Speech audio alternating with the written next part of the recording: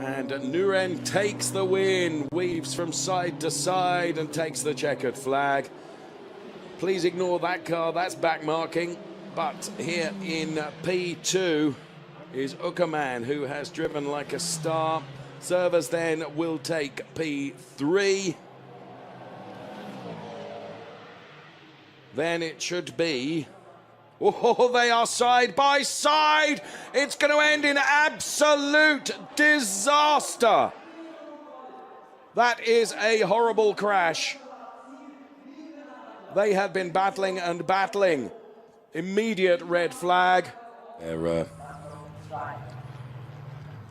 telling Daskalov to sit down. There's Viban now. I thought I saw Viban getting out of the car, and thankfully I did. Cars were side by side. And there was just a little nudge, I think, and that caught the Viban car sideways. And then they both careered across the grass, and when you're on the grass, you're just passengers, and then the huge aftermath of that, as you can see, the cars flying through the air. Bustos ni siquiera se le pudo poner a la par. Atrás largar. ¡Uy, se tocaron! ¡Cuidado! ¡Cuidado! ¡Uy, qué piña! ¡No, no, no! Tremenda piña. Mira qué golpe, por Dios. Tremenda piña. Pasó por arriba del paredón. Mirá, 2 vuelcos, 3. Un toque, ahí está el toque, exactamente el toque. Claro. El blanco es el que se va. No, tremenda piña, ¿eh? 2 autos volcados, 3 autos rotos. 4 destruidos. No pero hay un toque, hay un toque antes. Claro, ahí está el toque, exactamente ahí el toque. El auto de las llantas naranjas que entra en trompo, tocado por el de atrás. Lo levanta por el aire. It's almost like he cut him off, and maybe Trellier had to lift just a little bit. But LaPierre got the run out of that second chicane. Oh, and the number 8 car, Anthony Davidson, has stuffed it in. There's another car involved that's on its roof. Oh, my heavens.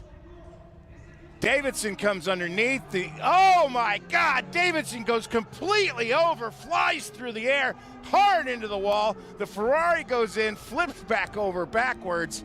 Oh, that's an unbelievable accident. Davidson was trying to go underneath the Ferrari. We're still not sure which Ferrari that is. Now, both drivers have gotten out of their cars. This is good news. Both drivers have gotten out of their cars. We saw Anthony Davidson getting out of his car.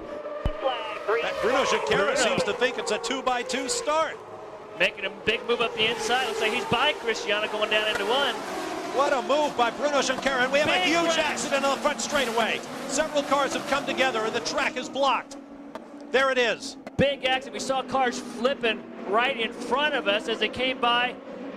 Red it's flag. going to be a red flag.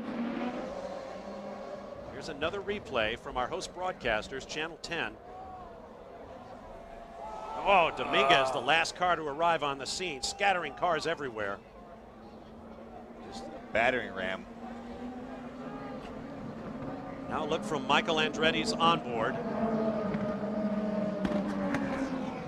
That's how bad the visibility is. You just can't see anything coming off a start like this. All the water in the air. We talked about that a little earlier, how difficult that is. You hear it when they're saying something to you. Well, Hall, oh, we have a spin, and a couple of cars upside down.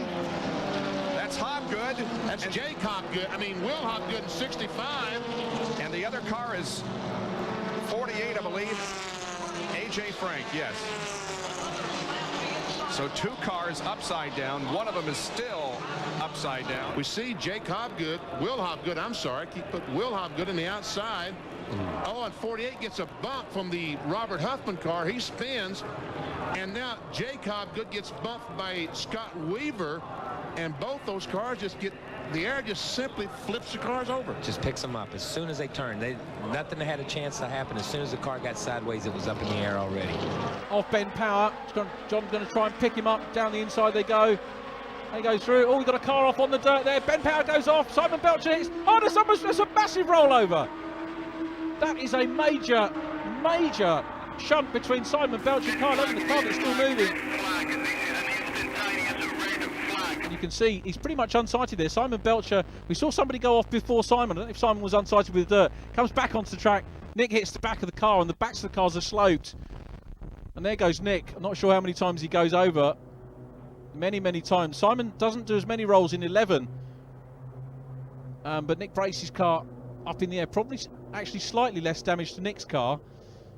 Comes to a halt. Wheel is off the circuit as well. We are on board with Paul to do Morris right now in the 67. Oh, no! What was that about? Just into the teammate, and it's gone upside down. They're both gone over. I believe into Sarah Price. Maybe he lost his brakes. A wild amount of carnage there. It's great to see both of them up and safe right now. Wow. You think maybe he anticipated he had the brake issue, hoping he could spear down the inside, but by the time he got there, Sarah was already committed to the corner. Yeah, you know, Sarah gets there, she starts turning in, but Sarah didn't do anything wrong. You know, she didn't do anything wrong there, and I'm not necessarily saying the dude did either. He could have had a mechanical failure, you know, or maybe he could just make a misjudgment there. But I think all in all, the only thing that matters is both of them got up, walked away, big hug, they're smiling and bumped and bruised.